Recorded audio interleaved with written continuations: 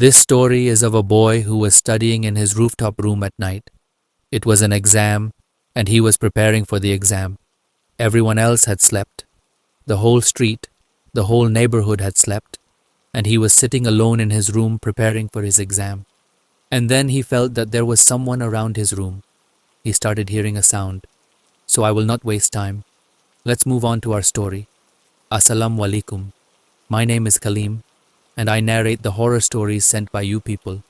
If you people also want to share your story with me, then I will send a WhatsApp in the description. Let's move on to our story. Assalamu alaikum Kaleem bhai. My name is Zahur, and I live in Sector Jina of Islamabad. My house is on the ground floor in the government blocks.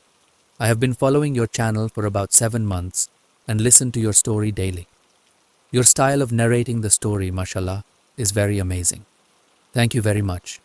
I am 34 years old right now, but the incident that I am going to narrate to you today, this is from 2007 when I was in 9th class. At that time, my final exams were going on, and there were some days when there were 2 papers in a single day. There were very few holidays too, due to which the pressure of studies was high. One day I had sociology and Islamiyat papers on the same day, so I made a schedule at night for my preparation. According to my plan, I had to prepare for sociology by 8 p.m.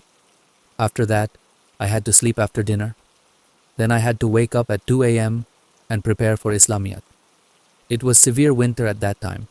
The days were very short. I prepared for sociology as per my schedule. After dinner, I slept at 9 p.m.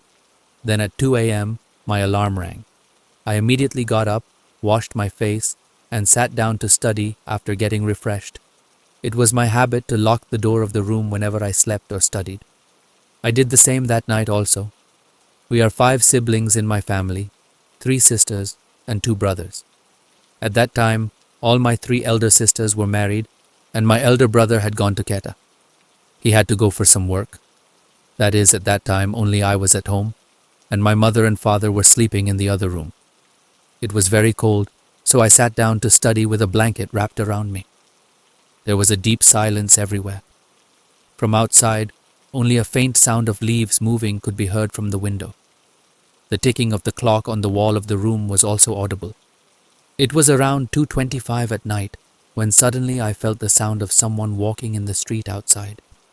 That sound was so deep that I could hear every footstep clearly, as if someone was walking barefoot on the footpath. Suddenly, the sound of footsteps started moving from the street toward the window of my room. As that sound was coming closer, my heart started beating loudly. I started listening carefully, holding my breath.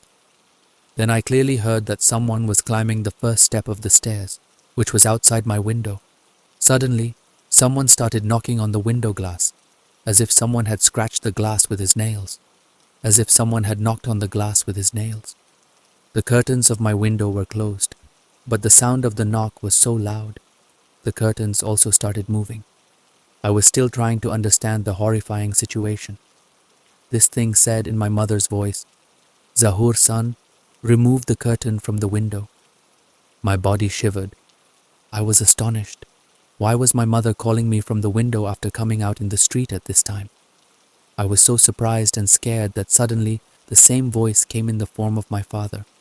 "Zahur son, open the window." Now I became more worried. How could mother and father do this at this time? No, it was not possible. I was still in a dilemma when suddenly that thing called me in my married sister's voice. On hearing this, the ground beneath my feet slipped. My sister lived in Quetta, and she had not come home for many years. Then who was this person who was calling me by imitating her voice? As soon as the thought of some other creature came to my mind, I got scared and went inside the blanket. My fear was so intense that my voice had stopped. No sound was coming out, and I did not have the courage to open my eyes due to fear. I tightly closed my ears with my hands so that I could not hear the sound of this thing. That thing was constantly calling me in the voice of every person in my house. It started knocking on the window so loudly that I thought my last moment had come.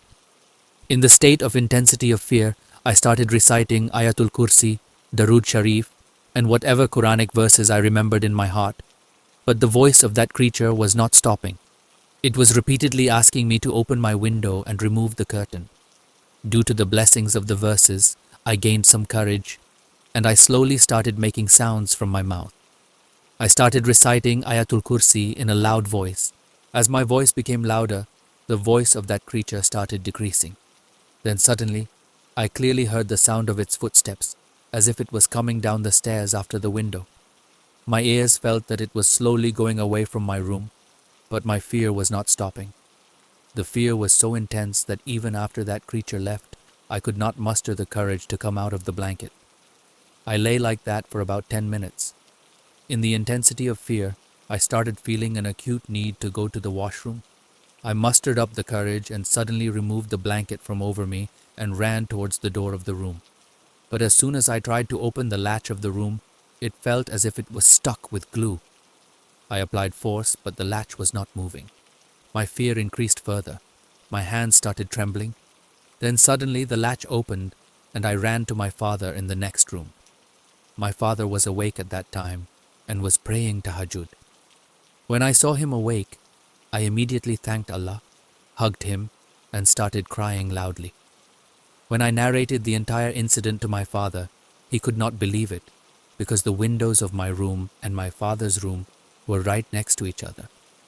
I spent some time in my father's room in the blessings of Allah's words. I drank some water and composed myself. Then I gathered courage and somehow started preparing for the Islamiyat paper and went to give the exam in the morning. But after this incident, I had a severe fever for almost a week. Till today, I have not been able to forget the horror and fear of this incident.